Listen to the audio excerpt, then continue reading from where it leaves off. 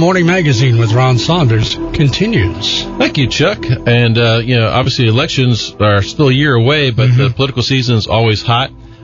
We recently had on the state chair of the Florida Democratic Party, Terri Rizzo, and people want to make sure that we give equal time, so we reached out to the Republican Party, and we now have on the phone with us the vice chair of the state Republican Party of Florida, Christian Ziegler.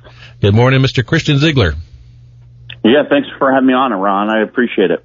Well, Christian, before we get started with some of the topics, why don't you just describe to us what your title is and how you got to this position?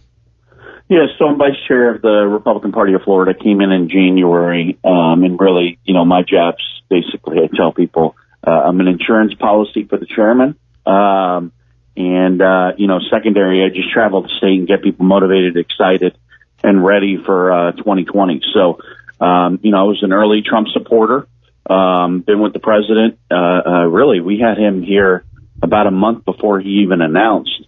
We had 1,600 people in Sarasota. So, I think he's doing a great job. And, now I'm in that vice chair role. So whatever I can do to help make sure he gets reelected, that's what I'm going to do. Well, recently he made some remarks that were criticized by some on the other side, and even his chief of staff said, well, sometimes he tends to engage in hyperbole. How is the party reacting to some of his remarks? For example, against the four congresswomen, and also recently against Chairman Elijah Cummings. I know that some people were asking for elected Republicans to perhaps respond, but they've been pretty silent. What is your take on his being in a high position in the party? Yeah, I just don't know if there's really anything to respond to. I mean, the president was pretty clear in his tweets. If you go through and you read his tweets, there was nothing mentioned about race. But everyone jumps to call him a racist because people don't want to be held accountable. And what he's doing is he's holding these elected officials and these, incompetent Democrats accountable. And whether it's the quote unquote squad that's always bashing the country and demanding, they're going after ICE agents and they're demanding that we all apologize for being Americans, basically. Or it's Elijah Cummings, who has been a failed leader. I mean, look at Baltimore. Baltimore is a complete nightmare failed city. And I think the president is just holding them accountable. But what we have is we have a problem in Washington where there's just a lack of accountability. And if you start holding people accountable, what they do is they start pointing at other people, or they just start making up narratives, which is what they've done with this whole racist narrative. I don't think the president's racist at all. In fact, I think unemployment for African Americans, Hispanics, Asians are all record highs. Women, record high unemployment, and he's delivering for everyone. So I think it's just a narrative that's generated to be able to, point fingers and change the topic. Well, you said the president wants to hold people accountable. Are there any Republican congressmen that represent any areas that have rats in them? Well, I'm sure there are, but, when you have someone, it's just, you could go down the list and, I'm sure you could go around the country and find other areas. But look, Baltimore is a highly dangerous city. When I lived in D.C., everyone just kind of pointed at Baltimore. Don't visit there. It's a little bit dangerous, and which is kind of crazy because D.C. used to be very dangerous as well. But if you look at the top 10 most dangerous cities in America, they all have something in common. They're all led by Democrats. So, I think there's a common theme, and the president's pointing it out and getting the facts out. And I'll tell you now, the American people are starting to wake up because they don't know those facts. They're not presented with those facts by the media. And I think the president's doing a good job of highlighting it. Well, in addition to providing criticism, is the president doing anything as president to help those areas become better areas to live in?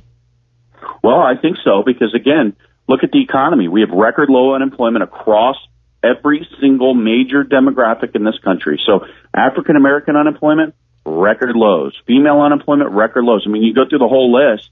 It's helping everyone in America. Everyone's benefiting from this president being in there. The only people that aren't benefiting are far leftists that, want to protect their priorities and, their control. And that's, I think Donald Trump is basically putting the spotlight on them, and they don't like it. And in his tweet about Chairman Cummings, he called him a racist. How is Mr. Cummings a racist? I know he was a civil rights icon. And what way is Mr. Cummings racist? Look, I don't know about that, but I think that maybe what the president's point is. I can't speak on behalf of the president, but sometimes the people that jump the quickest to point out that someone's a racist, are the ones that are focused on race the most. And, I just experienced that. I was doing a TV debate with a Hispanic, and he immediately jumped and started calling me white man. And, it's just, look, I don't have a racist bone in my body either. And I don't see race. I mean, I think we're all Americans at the end of the day. But it does get frustrating that people want to jump and they want to either, focus on race or label someone a racist, which is a big problem when you're throwing that around so much, it becomes diluted as a label, and then the true racists actually get a pass. So, I think the American people are just tired of it. It's exhausting. It's one of the lowest forms of, political comebacks in an argument that there are, and I don't think it's effective, and I don't think it's working. I'm not sure why the Democrats keep doing it. Well, you said the Democrats are doing it, and for full disclosure, I'm a registered Democrat. I was a Democratic office holder, so let's just make sure everybody knows that, I do have a certain point of view, but, my legislative aide when I served in the legislature was Holly Rashine, who is and was a Republican and currently serves as a Republican lawmaker. The keys are 1/3 Republican, 1/3 Democrat, 1/3 everything else, so the keys are pretty, I would say, tripartisan, if not bipartisan. But, so down here, we're kind of, open-minded to people's things, but it seems like the race issue, has come up, obviously, a lot since Obama was president. Obviously, he was attacked for not being born in this country. That was seen by some to be racist by certain areas.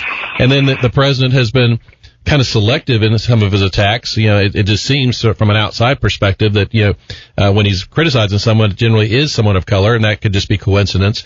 But when are we going to get away from these type of personal attacks and start talking about, what needs to be done to help improve the situation of all Americans? For example, what's going on with the tariffs? Tariffs, to me, I was an economics major at the University of Florida, and I learned that tariffs are taxes, and that, countries don't pay tariffs, citizens do that live here in the United States, and these tariffs are apparently creating a lot of economic impacts around the country.